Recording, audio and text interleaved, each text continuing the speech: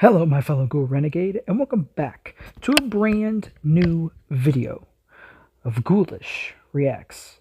And today we are back, once again diving into the Backrooms Season 3. So, in our last video, we ended up watching the Backrooms found footage number 3, the third entry in the found footage series for the Backrooms. And for today's video, we're going to be watching the Backrooms Lighting and Tile Survey. So this video solely focuses on the Async Corporation, or the Research Institute, as I've always called them the Async Corporation, or I've never really called them the Institute.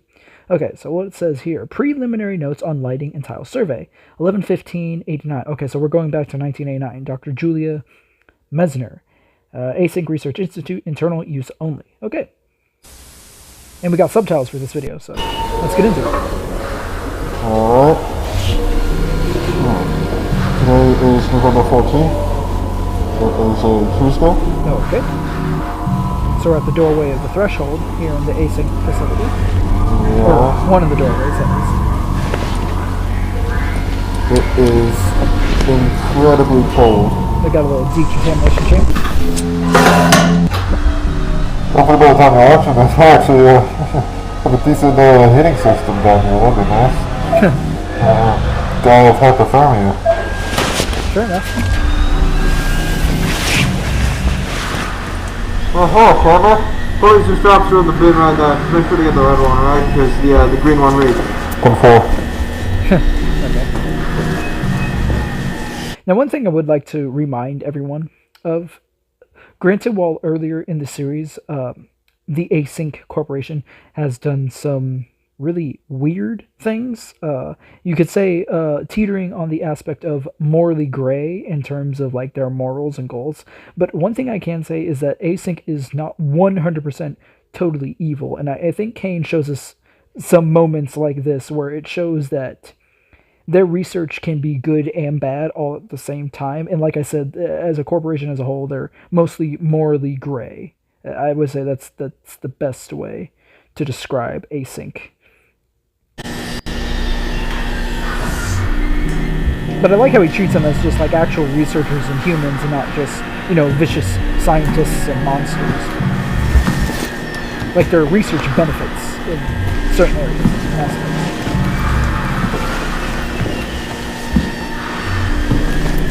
Okay, so I'm assuming they're just going to be working on the lights.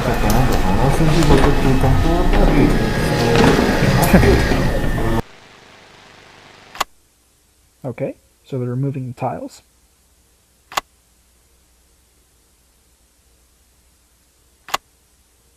Okay.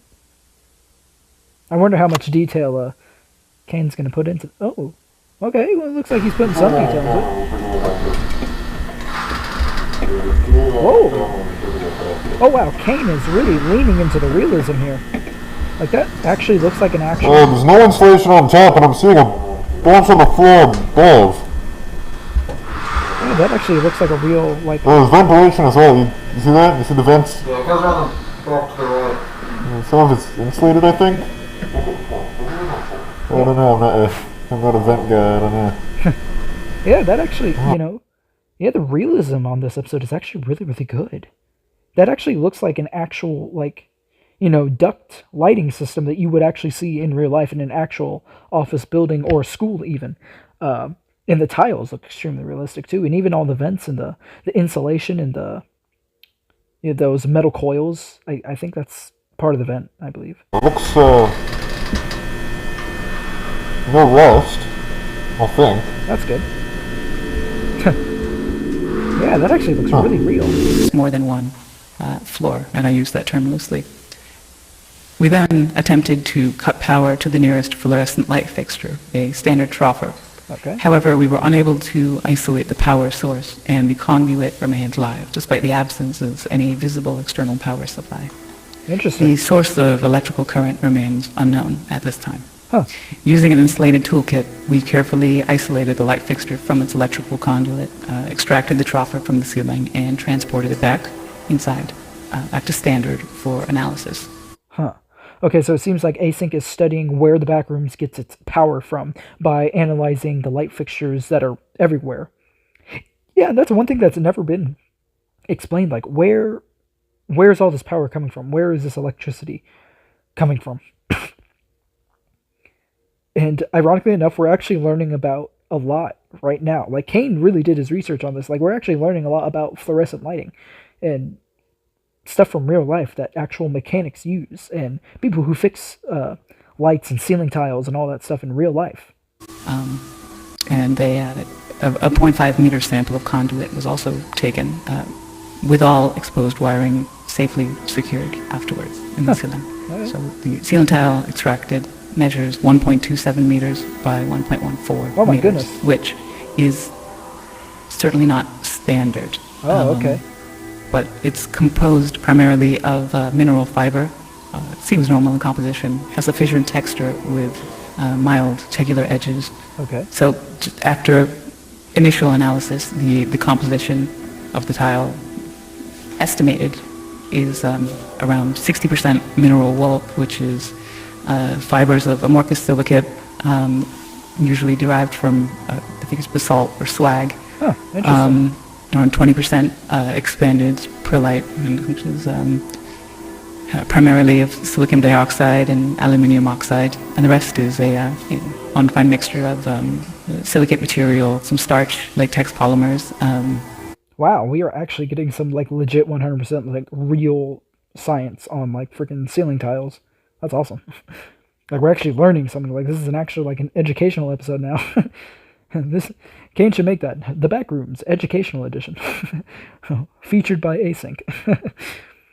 That's interesting. Yeah, Kane really did his research, and he's really leaning heavily into the realism. Like I understand that the Backrooms is a fictional story, fictional timeline, and all that stuff. But when Kane wants to be realistic, he has no problem showing the realism in his stories. Like The Oldest View, that's another project that Kane has done where he leaned heavily into the realism, and it worked so well for him. And I like that he's doing this in the Backrooms too, because I don't think very many people point out the realism in certain aspects of both series. I think they just take it for what it is, like how weird it is. I mean, that makes sense. And some organic fibers derived from plant materials. Okay. Recycled cellulose, really. But the light troffer housing is made of galvanized steel coated with a thin layer of zinc. Inside, the fluorescent bulbs are non-standard in proportion, most closely resembling T12 bulbs. Okay. So the four bulbs measure 1.2 meters in length with a diameter of 38.1 millimeters. Okay. We're extrapolating here at 351, but that all the end wastes and the rest contain the following components. Phosphor coating, the calcium halophosphate for converting ultraviolet light to visible light. Okay. Mercury vapor in a small quantity, which facilitates the ultraviolet light emission. Argon gas, and again, this is all standard for these fluorescent bulbs. Yeah. You can all find an this inert in gas that assists with with regulating the current and really starting the bulbs. And they are connected via a G13 base, which is a standard 2-pin base with 13 millimeter spacing for electrical connection. Okay. So the wiring connected to the fixture is PVC insulated copper, which appears standard again. The prismatic diffuser over the bulbs is made of polymethyl methacrylate, which is again commonly used for its light diffusion properties. I mean, Yeah. it's what we have in the building here, very standard. Okay. But we also... Okay, so even this async scientist, she is even noting that the things that they are finding in the Backrooms is very similar to what they have in reality in the actual async building. Because that's the entirety of the Backrooms. It's a pocket dimension that mimics reality to the best of its ability, but it doesn't 100% get it right. Because that's where like the unknown and the infiniteness of it comes in. It's trying to mimic, but there are certain things that this dimension doesn't properly understand, and so everything becomes twisted and weird and kind of deformed in a way, like hallways that randomly come to an end, hallways that zig and zag come to an end, office buildings that are not perfectly right, doors that lead to nowhere, houses, furniture, furniture very fragmented and very limited in nature. Interesting. Inspected the ballast, which is of the electromagnetic type. There's some variation in how they're being manufactured now. This one contains a laminated steel core and copper windings designed to operate at 60 hertz. Okay. So the ballast emits a prominent 120 hertz hum. This seems to be the case for the majority, if not all, of the lights in the complex that we've assessed thus far, mostly just through simple curing. But this is due to magnetostriction and...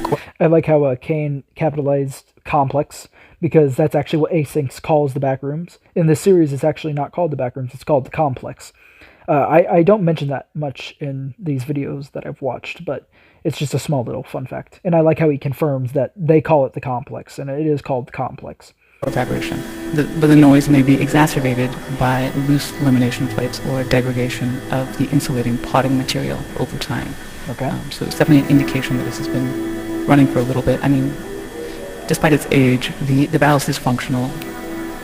Its large proportions suggest it was built for a non-standard space, not something you'd find in the majority of offices or most commercial spaces, though that's not something I'm too familiar with, truthfully. Fair enough, at least she's Now, honest. we did find, so material compositions all seem expected, or we didn't know what to expect here. They seem, everything we've looked at so far, again, this is rudimentary early testing, but everything seems pretty congruent with what you might expect from one of the troffer lights you could pull out of the ceiling in this building right here.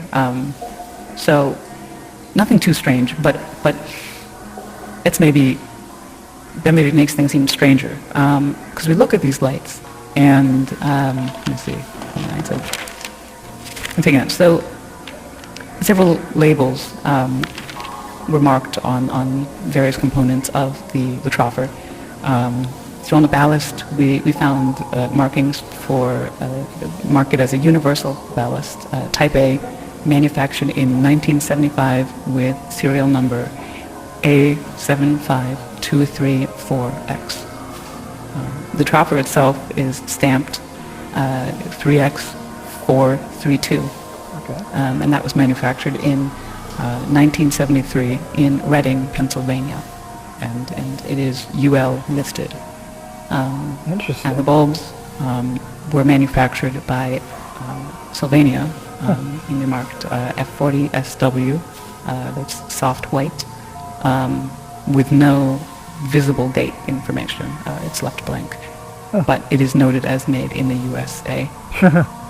So, I mean, though outdated in design, the fixture appears fully functional. The stable operation of all light fixtures in the subdivision points to a continuous, potentially autonomous power source, which still remains unidentified.